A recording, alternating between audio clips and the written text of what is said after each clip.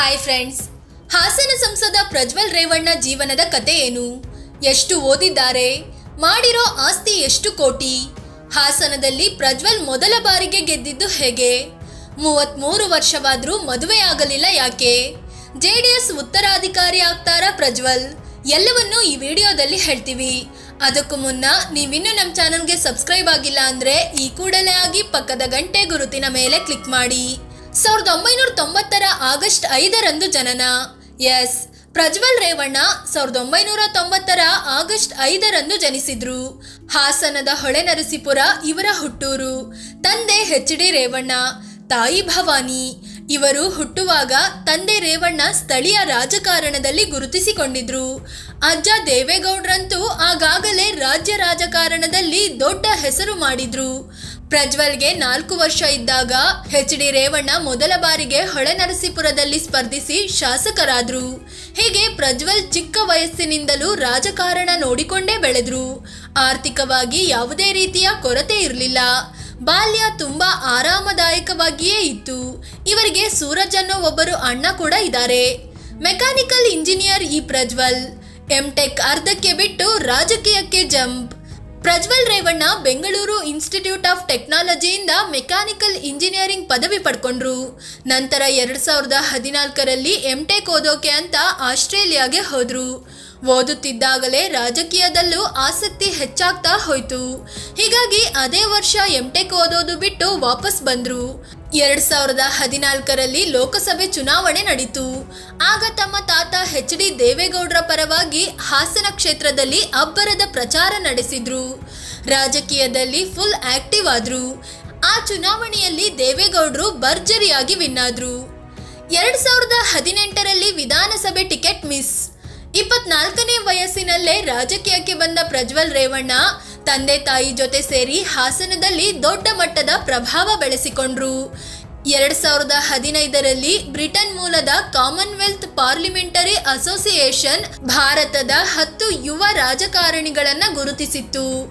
ಅವರಲ್ಲಿ ಈ ಪ್ರಜ್ವಲ್ ರೇವಣ್ಣ ಕೂಡ ಒಬ್ಬರಾಗಿದ್ರು. ಇದಾದ್ಮೇಲೆ 2018ರ ವಿಧಾನಸಭೆ ಚುನಾವಣೆ ಬಂತು. ಆಗ ಪ್ರಜ್ವಲ್ ರೇವಣ್ಣ ರಾಜರಾಜೇಶ್ವರಿ ನಗರ ಕ್ಷೇತ್ರದಿಂದ ಟಿಕೆಟ್ ಕೇಳಿದ್ರು.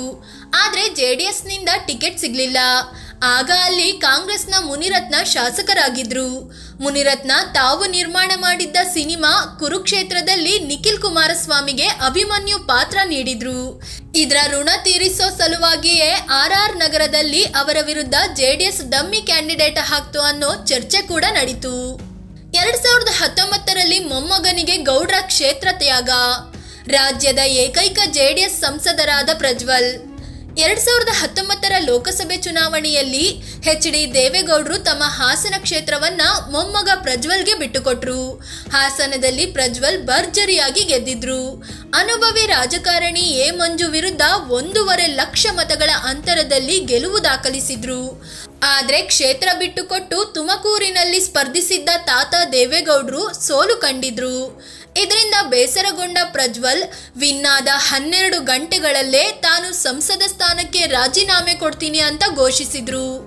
ಆದ್ರೆ ರಾಜೀನಾಮೆ ನೀಡೋದು ಬೇಡ ಅಂತ ಖುದ್ದು ದೇವೇಗೌಡ್ರೆ ಹೇಳಿದ್ರಿಂದ ಸುಮ್ಮನಾಗಿದ್ರು.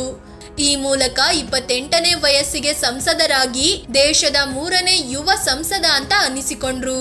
ಆಸ್ತಿ ಬಹಿರಂಗಗೊಳಿಸದ ಆರೋಪ. ಪ್ರಜ್ವಲ್ ರೇವಣ್ಣಂಗೆ ಕೋರ್ಟ್ ಶಾಕ್. ಚುನಾವಣೆಯಲ್ಲಿ ಸೋಲು ಕಂಡ ಎ ಮಂಜು ಪ್ರಜ್ವಲ್ ರೇವಣ್ಣ ಅಫಿಡವಿಟ್ನಲ್ಲಿ ಆಸ್ತಿ ಬಗ್ಗೆ ತಪ್ಪು ಮಾಹಿತಿ ನೀಡಿದ್ದಾರೆ ಅಂತ ಆರೋಪಿಸಿದ್ರು. 24 ಕೋಟಿಯಷ್ಟು ಆಸ್ತಿ ಮುಚ್ಚಿಟ್ಟಿದ್ದಾರೆ ಅನ್ನೋದು ಅವರ ವಾದವಾಗಿತ್ತು. ವಿಚಾರಣೆ ನಡೆಸಿದ ಹೈಕೋರ್ಟ್ 2023ರ ಸೆಪ್ಟೆಂಬರ್ 1ರಂದು ಪ್ರಜ್ವಲ್ ರೇವಣ್ಣರನ್ನ ಸಂಸದ ಸ್ಥಾನದಿಂದ ಅಸಿಂಧುಗೊಳಿಸಿತ್ತು. ಆದ್ರೆ ಸುಪ್ರೀಂ ಕೋರ್ಟ್ ಸೆಪ್ಟೆಂಬರ್ 18ರಂದು ಹೈಕೋರ್ಟ್ ಅಸಿಂಧು ಆದೇಶಕ್ಕೆ ತಡೆ ನೀಡಿತ್ತು. ಪ್ರಜ್ವಲ್ ರೇವಣ್ಣ ಆಸ್ತಿ ಎಷ್ಟು? 2019ರ ಲೋಕಸಭೆ ಚುನಾವಣೆ ಟೈಮಲ್ಲಿ ಪ್ರಜ್ವಲ್ ರೇವಣ್ಣ ತಮ್ಮ ಆಸ್ತಿ 9,78 ಲಕ್ಷ ರೂಪಾಯಿ, ಸಾಲ 3,72 ಲಕ್ಷ ರೂಪಾಯಿ ಅಂತ ಘೋಷಿಸಿದ್ರು. ಇದರಲ್ಲಿ 1 ಕೆಜಿ 100 ಗ್ರಾಂ ಚಿನ್ನ ಮತ್ತು 23 ಕೆಜಿಯಷ್ಟು ಬೆಳ್ಳಿ ಕೂಡ ಸೇರಿದೆ. ಅದೇ ರೀತಿ ತಮ್ಮ ವಾರ್ಷಿಕ ಆದಾಯ 16,59,000 ರೂಪಾಯಿ ಅಂತ ಮಾಹಿತಿ ನೀಡಿದ್ರು. ತಮ್ಮ ಆದಾಯದ ಮೂಲ ವಿವಿಧ ಸಂಸ್ಥೆಗಳಲ್ಲಿನ ಪಾಲುದಾರಿಕೆ, ಬ್ಯಾಂಕ್ ಬಡ್ಡಿ FD ಬಡ್ಡಿ, ಹೈನುಗಾರಿಕೆ ಮತ್ತು ಕೃಷಿ ಅಂತ ಹೇಳ್ಕೊಂಡಿದ್ರು. 33 ವರ್ಷ ಆದ್ರೂ ಮದುವೆ ಆಗಿಲ್ಲ ಯಾಕೆ? ಪ್ರಜ್ವಲ್ ಅಣ್ಣ ಸೂರಜ್ ರೇವಣ್ಣಗೆ 2018ರಲ್ಲೇ ಮದುವೆ ಆಗಿದೆ. ಆದ್ರೆ ಪ್ರಜ್ವಲ್ಗೆ 33 ವರ್ಷ ವಯಸ್ಸಾಗಿದೆ. ಆದ್ರೆ ಇನ್ನೂ ಮದುವೆ ಆಗಿಲ್ಲ. ಈ ಬಗ್ಗೆ ಕಾರ್ಯಕ್ರಮವೊಂದರಲ್ಲಿ ಮಾತನಾಡಿದ್ದ ಪ್ರಜ್ವಲ್, ತಂದೆ ನನಗೆ ಮದುವೆ ಮಾಡ್ಕೋ ಅಂತ ಹೇಳ್ತಾನೇ ಇದ್ದಾರೆ ಅಂತ ಹೇಳ್ಕೊಂಡಿದ್ರು.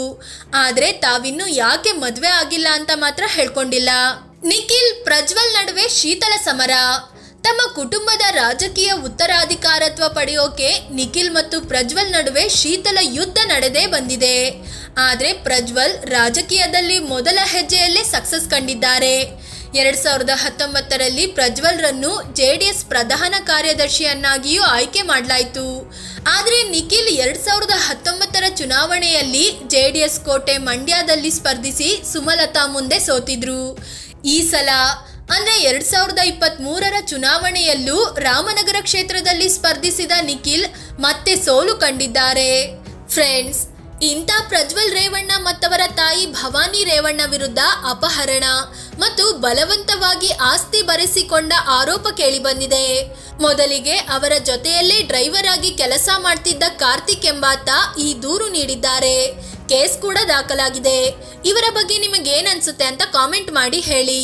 ಅದೇ ರೀತಿ ನೀವಿನ್ನೂ ನಮ್ಮ ಚಾನೆಲ್ಗೆ ಸಬ್ಸ್ಕ್ರೈಬ್ ಆಗಿಲ್ಲ ಅಂದ್ರೆ ಈ ಕೂಡಲೇ ಆಗಿ ಪಕ್ಕದ ಗಂಟೆ ಗುರುತಿನ ಮೇಲೆ ಕ್ಲಿಕ್ ಮಾಡಿ. ಧನ್ಯವಾದ.